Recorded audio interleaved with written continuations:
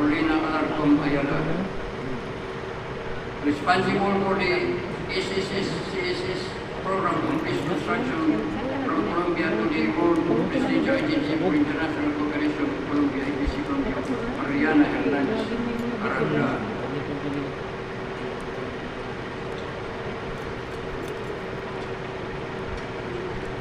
The National Peace Program Officer, International Organization for Migration, Carlos Andres Henao Aristizábal.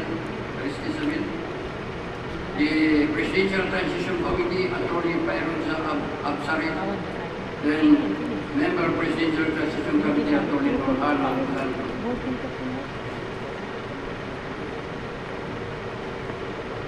This is a message from Engineer Aida Silungan. Assalamualaikum warahmatullahi wabarakatuh. Magandang araw po sa ating lahat. Una sa lahat, nais kong ipaabot sa ating mataas na panggala sa pasasalamat sa ating mga katuwang sa kapayapaan. Sina Secretary General Carlito Galvez, Sat Anton Vladimiro at ang buong hanay ng Office Representative Advisor on Peace, Reconciliation and Unity kasama ang iba pang mga angel walang sawang susuporta sa prosesyon ito sa pagbabago sa nais ko rin humingi ng pamanin sa ating hindi pagdalo sa mahalagang seremonyang ito dahil sa isang naunang tungkulin kailangan gampanan bago pa man dumating ang invitasyon. Gayun pa man, ako po ay narito sa diwa ng puso at adikain ng ating layunin ang pagtulungan nating buuin ang mas maliwanag at kinabukasan para sa ating mga. Ang programa nito, ang pagbibigay ng edukasyon sa assistant para sa mga anak ng decommission pamatan ay hindi lamang isang programa na sa programa sa itong bunga ng sakripisyo, bunga ng pagkilos para sa kakapayapaan at isang patunay na ang giyera ay may wakas at ang edukasyon ang magiging panibagong sandata ng pagtanggol sa ating bayan. Kung sana'y sa katuparan na ito noong pa man, marahil ay mas marami na sa mga anak ng mga mujahidin ang ngayon ay mga doktor, guro, inihero, abogado at lingkod bayan. Subalit hindi pa huli ang lahat ang pagsisimula ngayon ay pag-aari, pag-aari bukas. Umaasa akong hindi ko pansamantala sana ituloy-tuloy na ang programang ito hanggang sa huling anak ng 26,155 na decommission pamatan ay mabigyan ng ganitong pagkakataon at naway lumawag pa ito upang masaklaw ang ating socio-economic intervention sa pagbabago sa kanilang kabuhayan at igbigan at demokrasya. Ito ang pagsisilbing modelo, isang living proof na may saysay ang kapayapaan at ang hanay ng nalalabing 14,000 na mga kapatid natin hindi pa dumarami ng proseso ay decommissioning ay ganito mga tagumpay ay magiging inspirasyon upang sila man ay bumulo yakapin yung bagong landas ng kapayapaan, hindi dahil sa pagpabilis, kundi dahil sa pagkas. At sa lahat ng mujahidin na hanggang ngayon ay matiyagang naninindigan para sa posisyon ito. Kahit minsan ay mabagal, kahit minsan ay tila nagkalimutan. Saludo po ako sa inyo kayo ang tunay na haligi ng kapayapaan sa bansa mo. Hindi kayo nakalimutan at kailanman ay hindi kayo nawawala ng lugar sa kasasaan ng ating kabuhay. At para sa inyong mga anak, kayo ang bagong henerasyon ng mga mujahidin. Ngunit ang inyong laban ay hindi sa kabulukan, kundi sa loob ng paaralan sa mga silid aklatan at mga institusyon na kaalaman at serbisyo. Kayo ang magpapatuloy at adikain ng inyong mga magulang ang pagtanggol sa dangal ng bansa mo sa pamagitan ng edukasyon at kabutiang basa. Naway gabayan tayo ng Allah sa bawat hakbang sa ating paglalakbay tungo sa ganap na kapayapaan sa kaunlaran. Wassalamualaikum warahmatullahi wabarakatuh. Mabuhay ang Panginoon, mabuhay ang Panginoon.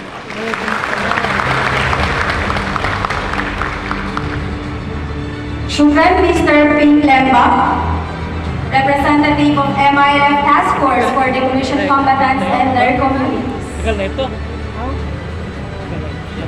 Sa bunabunod na makinagtanong sa message ng Minister of the Basic, Higher and Technical Education, nuso kapapantagan ang Chairman ng MILF Peace Implementing Panel, Minister Muhagir M. Iqbal, represented by MP Ali O. Salih, member of the MILF Peace Implementing Panel.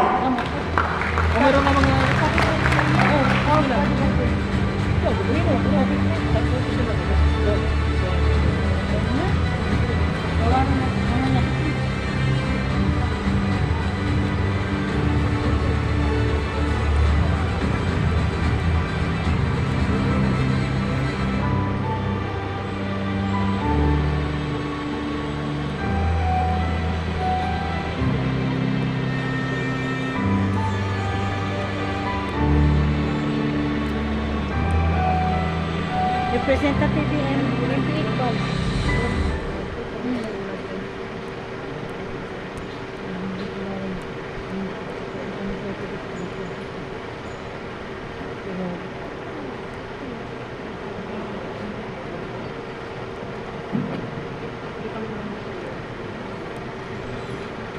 Bismillahirrahmanirrahim. Bismillahirrahmanirrahim. My courtesy and respect to our Chief Minister Abdul Rauf Muratwa, Pro Secretary Carleto Galvez Jr.,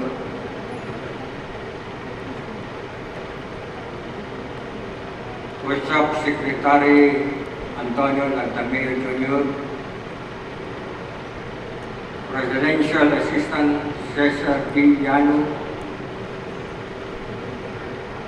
President Attorney Paisalin Tago, Mr. Ping Limba,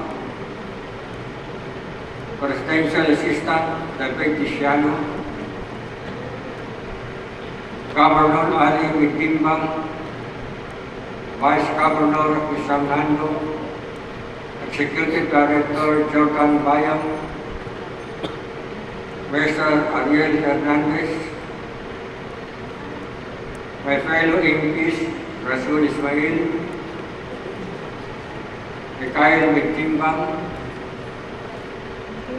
Jafar Apol Matalam,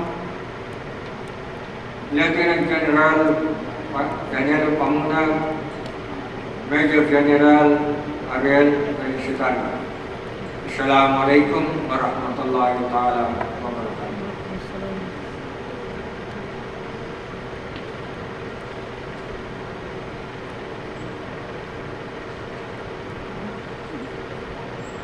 Ito po ay mensahe ng ating Minister Muhagir Iqbal. At the same time, siya rin ang chief panel ng MILF. And I quote, Assalamualaikum warahmatullahi ta'ala wabarakatuh. It is an honor to be part of this important milestone, an expression of our collective aspiration to build a future where education becomes the bridge to opportunity, justice, and lasting peace. To the 640 students, grantees gathered here, and to all 2,500 beneficiaries of the Educational Assistance Program jointly implemented by the Office of the Presidential Advisor on Peace, Reconciliation, and Unity, and the Mindanao State University. My warmest congratulations. This support is not just a financial aid, it is a shield of hope, a signal of trust, and a call to persevere in a pursuit of knowledge. This initiative recognizes that peace is not only about the absence of war or the laying down of arms. It is about creating meaningful change in the lives of our people, especially the families and communities that bore the brunt of conflict. To our dear student from this, you are not here by accident. You are here because of your potential. Because even in the face of adversity, some of you coming from underserved and conflict-affected areas choose to keep moving forward.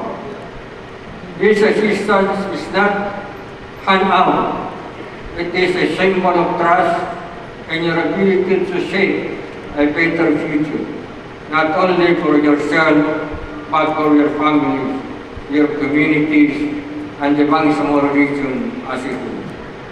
We thank our partners from OPAPRO, the MSU system, and the task for the Commission Combatant and their communities for this investment in education, especially in conflict-affected communities, that strengthen the pillars of peace.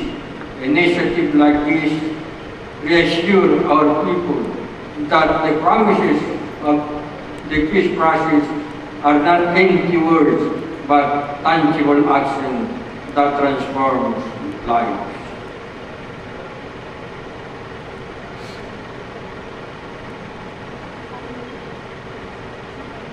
Indeed, much has been accomplished, but we also know that the path to lasting peace is never easy. It is not enough to sign agreement or pass legislation. What sustains peace is our ability to fulfill the commitment we have made to one another with sincerity, urgency, and mutual respect. We may face delays, disappointment, and difficulties, conversation, but we must never waver in our resolve to stay the course. Our people deserve no less, and our young people and learners, like the scholars we honor today, are watching, hoping, and expecting that we rise above setbacks with unity and determination.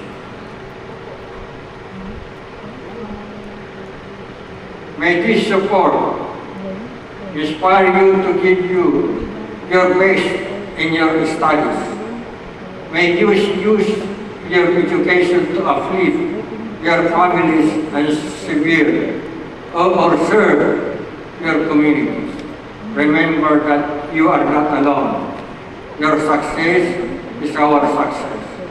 Your dreams also the dreams of a people long denied but never defeated. The Holy Quran, Allah, reminds us Allah will raise those who have believed among you and those who were given knowledge by degrees. May your journey of learning elevate not just your life, but the future of the Bangsamoro. May we all remain steadfast in building a peaceful, just and dignified future, one where no one is left behind, and where education stands as the legacy of the Bangsamoros struggle for self-determination. Shukran and wassalamu alaikum warahmatullahi ta'ala wabarakatuh.